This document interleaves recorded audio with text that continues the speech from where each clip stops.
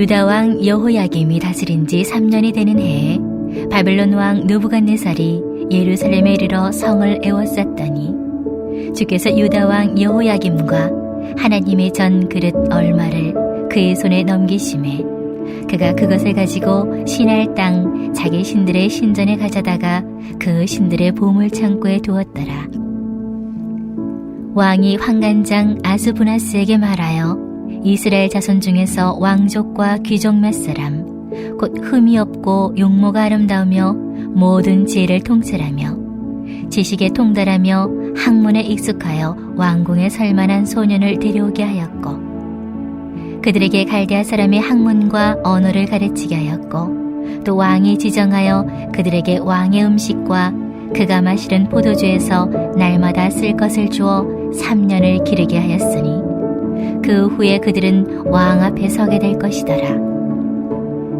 그들 가운데는 유다 자손 곧 다니엘과 하나냐와 미사엘과 아사랴가 있었더니 환관장이 그들의 이름을 고쳐 다니엘은 벨드사살이라 하고 하나냐는 사드락이라 하고 미사엘은 메삭이라 하고 아사랴는 아벳느고라 하였더라. 다니엘은 뜻을 정하여 왕의 음식과 그가 마시는 포도주로 자기를 더럽히지 아니하리라 하고 자기를 더럽히지 아니하도록 환관장에게 구하니 하나님이 다니엘로 하여금 환관장에게 은혜와 공유를 얻게 하신지라. 아멘. 말씀으로 여는 하루에 오신 성도님을 사랑하고 축복합니다. 하나님을 향한 뜻과 소망을 분명히 하며 하루의 첫 시간을 주님께 드리는 우리 모두에게 하나님께서 베푸시는 풍성한 은혜와 도움이 임하기를 소망합니다. 오늘 말씀을 나누게 될 다니엘서의 중심 인물인 다니엘은 하나님께서 심판하신다라는 뜻을 가진 구약시대의 4대 예언자 중 마지막 인물로 당시 강대국이던 바벨론의 남유다 1차 침공이 끝난 뒤에 바벨론의 포로로 끌려가게 됩니다. 그러나 그는 당시 시대를 지배하던 강대국 바벨론의 사상과 논리, 주술과 점성술을 부정하고 오직 하나님의 말씀과 뜻, 방법대로만 살아갈 것을 결단하며 하나님께서만이 행하실 수 있는 크고 놀라운 사건들을 경험합니다. 또한 시대와 권력의 변화에도 영향받지 않고 하나님의 도우심과 은혜를 풍성히 누리는 인물이 됩니다. 그러나 오늘 본문을 포함해서 앞으로 나눌 말씀 속에서 그가 살아온 인생들의 장면들을 살펴보면 다니엘은 생명과 직결되는 심각한 문제와 어려움을 계속해서 겪게 됩니다. 또한 그 감당하기 힘든 고통의 원인이 그가 지키고 있는 신앙 때문이기도 했습니다. 쉽게 말해 신으로 추앙받던 바벨론의 왕, 그 왕의 명령대로 행하면 생명을 지키고 자신이 가진 부와 명예 등을 유지할 수 있지만 반대로 명령대로 행하지 않으면 그가 가진 부와 명예는 물론이고 그의 생명까지도 상실하게 될 수 있는 극한의 시련을 끊임없이 겪은 인물이 바로 다니엘입니다. 하지만 다니엘은 생명이 위협받는 그 순간에도 그를 음해 공격하는 적들 앞에서도 하나님을 향한 분명한 신앙 고백과 행위를 멈추지 않고 믿음의 결단과 도전을 행함으로 하나님이 도우심, 하나님의 능력, 그것을 통하여 모든 어려움을 이겨내고 역전승을 거두게 됩니다. 혹 우리 중에 계속되는 삶의 문제로 고통과 절망에 빠진 성도님이 계시다면 주님을 향한 분명한 믿음을 지키며 살아가고 있음에도 크고 작은 문제에 발목을 잡혀 힘겨운 날들을 보내고 계신 분이 계시다면 하나님의 말씀과 뜻을 삶의 유일한 기준 삼아 하나님의 섭리와 통치 앞에서 온전히 순종한 다니엘의 결단에 다시 한 번 더 집중해 보시길 바랍니다. 그러므로 우리의 신앙과 믿음을 끝까지 지키며 주님께서 베푸시는 은혜와 승리의 주인공이 되기를 간절히 소망합니다. 이 소망으로 그리스도인 뜻을 정한 자라는 제목을 정한 오늘 본문 말씀에 더 집중해 보겠습니다. 먼저 그리스도인은 왜 하나님께 뜻을 정해야 할까요? 1절, 2절을 함께 읽겠습니다. 유다 왕 여호야김이 다스린 지 3년이 되는 해에 바벨론 왕 느부갓네살이 예루살렘에 이르러 성을 에워쌌더니 주께서 유다 왕 여호야김과 하나님의 전 그릇 얼마를 그의 손에 넘기심에 그가 그것을 가지고 신할 땅 자기 신들의 신전에 가져다가 그 신들의 보물창고에 두었더라. 당시 근동사회는 애굽, 바벨론 이 두 국가가 치열한 영토 전쟁, 힘겨루기를 하던 시절로 바벨론 왕 느부갓네살은 자신의 영토 확장은 물론 남유다의 왕을 세울 정도로 남유다에 큰 영향력을 끼치고 있는 애굽을 견제할 목적으로 남유다를 침공해서 예루살렘을 에워쌉니다. 그리고 이러한 바벨론의 1차 침공은 성공하게 되어 당시 남유다의 왕족, 귀족층 자녀들을 포로로 삼아 바벨론으로 끌고 가고 이와 함께 성전기구 일부를 전리품으로 탈취합니다.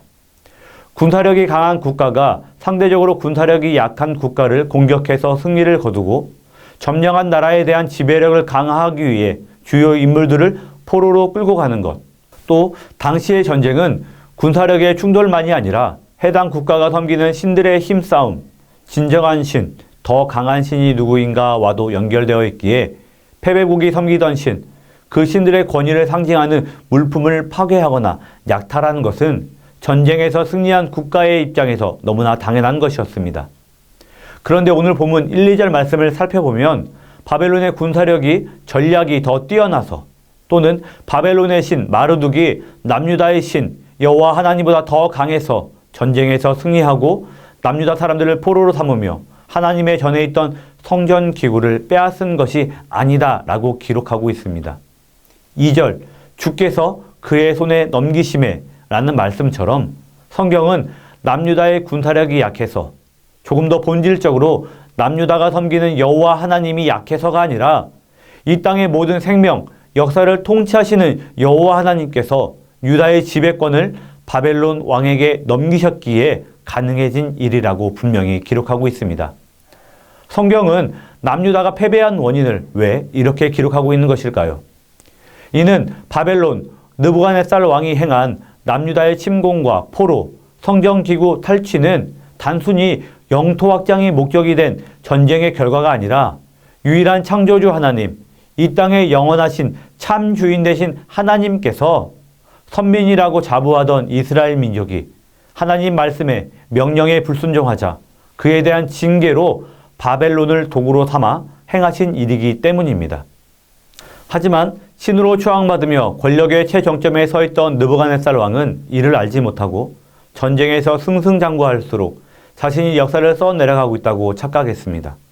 그러다 결국 다니엘 2장, 4장에서 자신이 꾼 꿈 때문에 마음이 번민하여 잠을 이루지 못하게 되는데, 특히 4장에서는 자신이 꾼 꿈의 내용을 이야기해도 그 누구도 해석하지 못하던 것을 다니엘만이 해석하게 되고, 그 후에 느부갓네살 왕은 자신의 능력과 권세로 지어진 바벨론을 바라보다가 하늘에서 들려온 나라의 왕위가 내게서 떠났느니라 라는 음성을 듣게 되고, 결국 다니엘의 해석처럼 사람들에게 쫓겨나 소처럼 풀을 뜯고 이슬에 젖어 밤을 보내는 처참한 신세로 전락하게 됩니다. 본문 2절 말씀처럼 성경은 역사가 인간과 인간, 국가와 국가 사이에서 발생한 우연의 연속으로 이루어지는 것도, 느부갓네살 왕처럼 막강한 권력을 가진 사람의 욕망으로 이루어지는 것이 아니라 처음부터 끝까지 모든 것이 철저하게 하나님의 뜻, 섭리 안에서 이루어진다. 하나님만이 이 땅 모든 것의 진정한 주인, 왕이시다라는 영원한 진리를 분명하게 기록하고 있음을 기억하시길 바랍니다. 오늘을 살아가는 우리도 과거 남유다가 바벨론에 의해 포위 공격당해 사람과 성전기구 등이 약탈되는 것처럼 감당하기 어렵고 이해하기 어려운 상황이 생긴다고 하더라도 모든 삶의 과정과 사건들이 오직 주님의 뜻, 그 통치 안에서 일어나고 있음을 인정해야 합니다. 즉, 이 고통도 하나님께서 주신 것이며 이 고난을 통해서 하나님께서 우리에게 가르쳐 주시고자 하시는 것, 동시에 변화되기를 바라는 것이 있다는 것을 분명히 깨달아야 합니다. 하나님께서 나를 향한 뜻을 가지신 분이라는 인정함이 시작되어야 우리를 끊임없이 공격하는 크고 작은 풍랑에서도 두려워하지도 포기하지도 않고 시편 107편 30절 말씀처럼 하나님께서 베풀어 주시는 평온과 능력으로 소망의 항구를 향해 다시 출발할 수 있음을 기억하시길 바랍니다.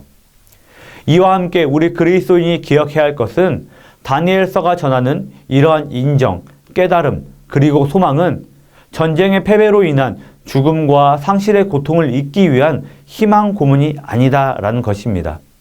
앞서 다니엘의 이름의 뜻이 하나님께서 심판하신다라고 이야기했는데, 하나님께서 하나님의 백성들을 향해 행하시는 심판은 완전한 멸망이 목적이 아니라 지금은 바벨론의 포로로 끌려간 상태이지만 이는 일시적인 것으로 다시 하나님을 향한 온전한 순종과 오직 하나님 한 분만을 유일하고 영원하신 왕이신 분으로 내 삶의 주인으로 고백하며 살아가고 결단하도록 우리를 향한 훈련과 연단을 행하고 계신 것입니다. 즉, 하나님께서 우리를 심판하시는 이유는 우리가 고난과 고통 앞에서도 주님을 향한 믿음을 상실하지 않고 끝까지 믿음을 지킴으로 베드로전서 2장 9절 택하신 족속, 왕같은 제사장, 거룩한 나라, 하나님의 소유된 백성이 되기를 바라시기 때문입니다. 그렇다면 우리 그리스도인은 고난과 고통, 모든 것이 끝나는 심판이 아니라 다시 회복되는 심판으로 받아들이기 위해서는 어떻게 해야 할까요?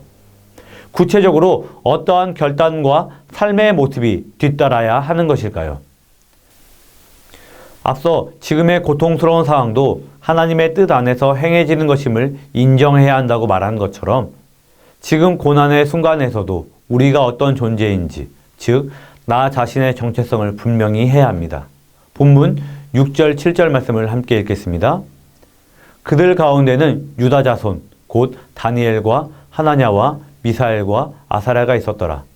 환관장이 그들의 이름을 고쳐 다니엘을 벨드사살이라 하고 하나냐는 사드락이라 하고 미사엘은 메삭이라 하고 아사랴는 아벳느고라 하였더라. 전쟁으로 영토를 확장한 바벨론은 넓은 영토, 다양한 민족과 문화 등을 효과적으로 통치하기 위해 우리가 잘 알고 있는 것처럼 점령한 국가의 주요 인사 또는 그 자녀들을 포로로 삼아 바벨론으로 데려옵니다. 그리고 바벨론 왕은 그런 포로들을 책임지고 직접 관리할 환관장 아스부나스라는 관리에게 직접 명령하여 그들에게 바벨론의 학문과 문화를 가르치고 왕이 먹는 음식을 먹게 하므로 바벨론에 대해 우호적인 생각을 가지게 합니다. 그렇게 3년간 교육을 받은 사람 중에서 자신의 민족이 아니라 바벨론을 위해 충성스럽게 일할 관리를 선발하는 식민지 정책을 펼쳤습니다. 이러한 바벨론의 식민지 정책의 특징은 7절 사람의 이름을 바꾸는 것에서도 분명하게 나타납니다. 하나님께서 심판하신다라는 의미인 다니엘은 벨드사살이 그의 생명을 보호한다라는 벨드사살로, 하나님께서 은혜로우시다라는 하나냐는 아코의 영향이라는 사드락으로, 또 누가 하나님이신가라는 미사엘은 누가 무엇이 아코인가라는 메삭으로, 여호와께서 도우신다라는 아사랴는 느보를 섬기는 자라는 아벳느고로 계명되는데, 계명된 이름은 당연히 바벨론의 우상들과 관련된 이름들입니다. 사람의 이름은 그 사람의 정체성, 삶의 방향, 뜻이 함축된 것으로 바벨론은 다니엘과 그의 친구들의 이름을 바벨론식으로 바꾸므로 그들의 정체성, 생각과 행동을 바벨론이 원하는 대로 바꾸고자 했습니다. 하지만 다니엘과 친구들은 강대국인 바벨론의 정책에 의해 이름이 바뀌어도 그들을 부르는 말이 달라졌을 뿐 본래 자신들의 이름이 가지고 있는 정체성은 빼앗기지 않았습니다. 그들을 관리하는 환관장이 이름을 바꾸기 전인 6절 말씀에 집중하면 성경은 다니엘, 하나냐, 미사엘, 아사랴라는 이름 앞에 유다 자손이라고 분명히 기록하며 그들이 자신의 진짜 이름답게 오직 하나님 한 분만을 섬길 것이라는 자신들의 정체성, 즉 주님의 자녀, 그리스도인답게 뜻을 정했음을 확실하게 나타냅니다. 즉 6절 7절 말씀 안에는 다니엘과 친구들이 패전국, 포로가 되어 이방인의 땅에서 이방인의 교육, 문화를 배워야 하는 상황이지만 그런 상황 속에서도 바벨론의 식민지 정책, 바벨론의 우상 문화에 휩쓸리지 않고 나는 하나님의 백성, 하나님의 자녀이다. 바벨론의 우상이 아닌 이 땅의 유일하신 통치자, 만왕의 왕이신 하나님의 뜻과 말씀으로만 살아갈 것이다 라고 분명한 신앙의 결단, 선포를 했음을 기억하시길 바랍니다. 본문 6절 7절은 단순히 이름이 계명된 것을 기록한 것에 그치지 않고 우리를 향해서 우리의 신앙과 믿음을 꺾으려는 세상, 하나님의 영광을 위해서 살아가야 할 이 세상에서 어떠한 이름, 어떠한 정체성으로 살아갈 것인가 라고 우리에게 분명하게 묻고 있습니다. 우리는 어떠한 이름으로 살아가야 할까요? 하나님께서는 우리 모두가 죄와 허물, 우리의 정체성을 상실하게 하는 바벨론의 문화에 사로잡히지 않고 예수 그리스도의 십자가 보혈로 거듭나고 거룩하게 된 성도로 살아가기를 원하심을 기억하시길 바랍니다. 우리를 죽기까지 사랑하셔서 십자가에서 모든 것을 희생하신 예수 그리스도를 생각나게 하는 그리스도인으로 그리스도인답게 살아가기를 원하심을 기억하며 성도, 그리스도인이라는 우리의 또 다른 이름, 정체성을 지키기 위해 뜻을 정하는, 결단하는 오늘 하루가 되기를 간절히 소망합니다. 하나님만이 만왕의 왕, 유일한 통치자이심을 확신하며 살아가기로 뜻을 정한 다니엘과 세 친구의 결단은 이름만이 아니라 그들이 먹어야 하는 음식에서도 분명하게 나타납니다. 본문 8절, 9절 말씀을 함께 읽겠습니다. 다니엘은 뜻을 정하여 왕의 음식과 그가 마시는 포도주로 자기를 더럽히지 아니하리라 하고 자기를 더럽히지 아니하도록 환관장에게 구하니 하나님이 다니엘로 하여금 환관장에게 은혜와 국류를 얻게 하신지라. 아멘. 하나님의 뜻에 따라 바벨론의 포로가 된 그들은 이름이 바뀌고 3년간 바벨론의 사상을 배워야 했습니다. 이름이 바뀌고 배워야 하는 것이 달라졌지만 정체성을 상실하지 않고 수용할 수 있었습니다. 하지만 5절, 8절의 기록처럼 그들이 먹어야 하는 음식은 받아들이지 않고 단호하게 거부합니다. 그 이유는 그들이 먹어야 하는 음식이 왕이 먹는 음식이며 동시에 바벨론 사람들이 섬기던 수많은 우상들의 왕인 마르둑에게 바쳤던 음식이기 때문입니다. 다니엘에게 우상에게 바쳤던 음식을 먹는 것은 그 음식 안에 담긴 마르둑이 주는 평안과 복, 그것을 받아들이는 것, 하나님을 부정하고 이방 우상에게 하나님께만 드리던 인생의 주인의 자리를 드리는 행위였기 때문입니다. 그래서 다니엘은 8절 왕의 음식, 우상에게 바쳐진 음식을 자신을 더럽히지 않겠다라고 하며 분명하게 선을 긋습니다. 다니엘뿐만이 아니라 바벨론의 포로로 끌려와 바벨론의 교육을 받던 사람들 모두가 왕의 음식을 먹어야 했음에도 다니엘은 거부합니다. 다니엘의 이러한 거부는 당연히 죽음으로 결과로 이어질 수밖에 없습니다. 왜냐하면 왕의 음식을 먹도록 명령, 결정한 사람이 바로 바벨론의 최고 통치자 왕이기 때문입니다. 또한 왕이 먹는 음식만이 제공되므로 그 음식들을 거부한다는 것은 생명을 유지할 수 있는 영양분을 공급받지 않겠다라는 의미이기도 합니다. 어느 쪽이든지 다니엘은 죽을 수도 있다는 것을 알면서도 왕의 음식을 거부하는 뜻을 세웁니다. 이렇게 뜻을 세운 다니엘은 느부갓네살 왕의 명령으로 자신을 관리할 책임을 맡은 환관장에게 자신의 결정, 뜻을 전하며 도움을 요청합니다. 이 요청 안에는 자신의 정체성, 하나님의 뜻과 말씀대로만 살아가겠다는 분명한 의지가 담겨 있습니다. 사랑하는 성도 여러분, 오늘을 살아가는 우리에게도 다니엘의 이러한 결단, 뜻을 정함이 있기를 소망합니다. 주님의 십자가 은혜로 성도, 그리스도인으로 거듭난 우리 앞에 아무리 이득이 되는 상황이 있다고 하더라도 그것이 하나님의 뜻이 아니라면 행하지 않고 머물지 않는 믿음의 결단이 있어야 합니다. 그것이 비록 세상의 논리와 맞지 않고 비웃음과 조롱을 사는 방법이라고 할지라도 그것이 우리의 성도됨, 그리스도인다운 정체성을 상실하게 하는 것이라면 단호하게 끊어내고 거절해야 합니다.